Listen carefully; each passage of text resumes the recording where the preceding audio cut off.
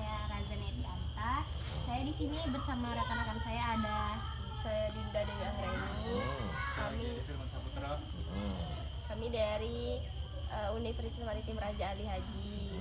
Nah, di sini kami ingin mewawancari Bapak mengenai Padang Lamun yang ada di sini. Boleh. Nah, jadi kan Pak, setelah kami melihat adanya Padang Lamun di laut dan di sekitaran sini, nah itu penyebab terjadinya Padang Lamun tersebut bagaimana ya Pak?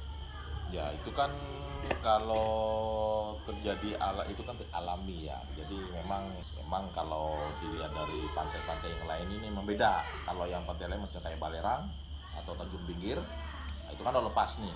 Jadi dikatakan Tanjung, bukan laut lepas, jadi Tanjung dia. Jadi beda antara laut lepas dengan Tanjung.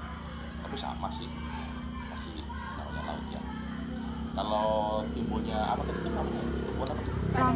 Padang Lamu ya. Padang Lamu awalnya ini kan dari ceritanya ini kan dari timbunan ini. Dari timbunan sebelumnya kan kita mau bikin pantai, jadi waktu itu kan masih belum ada pasirnya, masih banyak batu-batuan. Jadi manajemen yang lama dulu yang tahun 90-an ditimbunilah ini apa nih pinggir pantai ini. Jadi itu pasir-pasir yang terletak di pinggir itu penimbunan ya Pak? Ya, penimbunan betul. Waktu itu emang banyak ceritanya ya.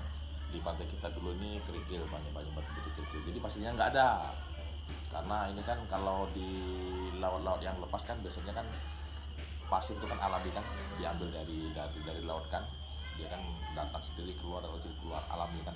Tapi kalau di pantai kita ini kan Tanjung ini kan nggak ada yang namanya istilahnya apa tuh pergerakan kayak pasir itu nggak ada. Jadi untuk menarik minat dari masyarakat kan kalau pantai nggak ada pasirnya kan nggak bagus juga. Jadi makanya manajemen yang lama dulu ditimbunlah pasir ini dengan timbunan. Tapi waktu itu kan macam-macam timbunannya, bukan hanya pasir doang. Jadi ada tanah hitamnya juga, ada entah apalah yang itu namanya itu kan. Jadi setelah ditimbun beberapa sekian tahun, mungkin udah jaraknya kalau sekarang kan udah puluhan tahun ya, 20 tahun lah itu baru timbun itu namanya Berarti Padang Lamun. ada dampaknya ya Pak buat lingkungannya, itu ada dampak negatifnya ya Pak? Ya istilahnya itu kan apa kalau dilihat dari kalau ada ke misalkan kalau yang paling kalau lepas di Barelang itu dari jembatan 1 sampai jembatan lain itu kan pasti nggak ketemu yang namanya benda ini. Ya kalau ke misalkan pantai Melayu atau pantai Melur itu kan kalau udah surut ya udah langsung laut lepas saja kan, nggak ada yang namanya ini nih karena mereka emang lautnya emang laut lepas, nggak ada timbunan-timbunan macam kayak di pantai kita.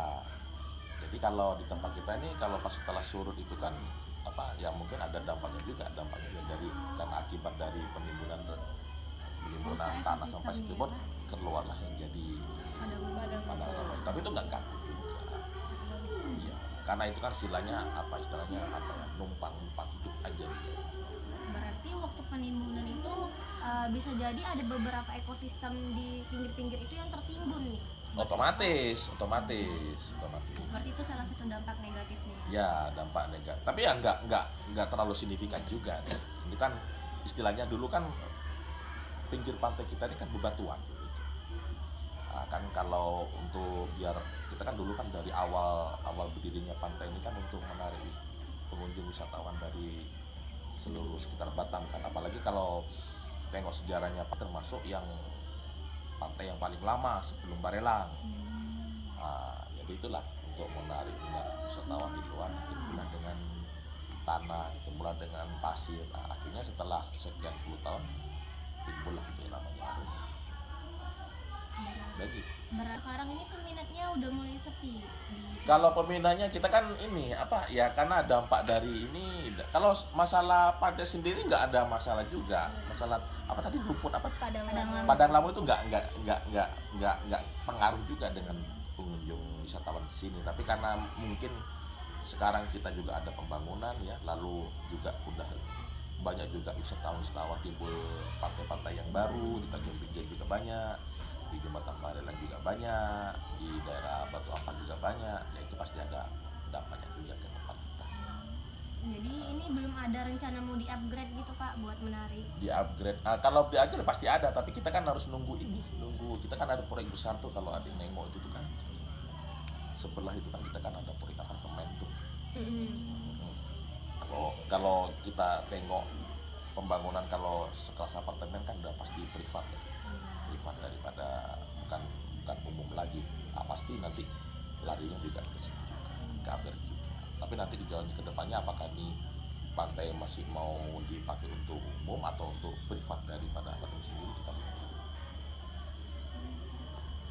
Jadi Pak, sering munculnya padang lamun ini kan di tepi-tepi pantai. Nah itu kan saya lihat tadi tuh airnya itu kurang juga, terus padang lamunnya tuh jadinya juga ke pinggir. Nah itu nggak membuat sampah di sini? Enggak, itu kalau padang lamu itu ya istilahnya padang lamu itu kan macam kayak ya mungkin sejenis dengan rumput laut juga, sejenis juga ganggang laut juga.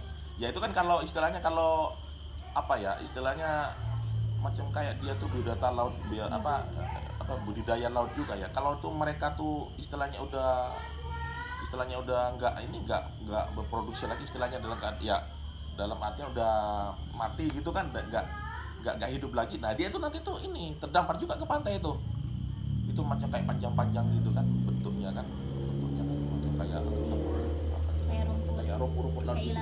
Iya kayak ilalang gitu, tapi dia lembut dia, tapi itu banyak. Itu kalau udah keluar udah surut, udah mati itu kan nggak hidup lagi. Itu kan kayak ganggang juga sih, itu nggak masih dalam satu ekosistem juga. Nah, itu pasti ke pinggir laut tuh. Nah itu sampah juga ujung-ujungnya. Ya, tetap harus kita bersihkan juga. Kalau nggak dibersihkan ya nggak bagus juga. Berarti Pak, jadi kalau misalkan banyak padang lamun itu dibersihkan dari pihak ini? Iya harus tetap dibersihkan karena ganggu pemandangan juga kan.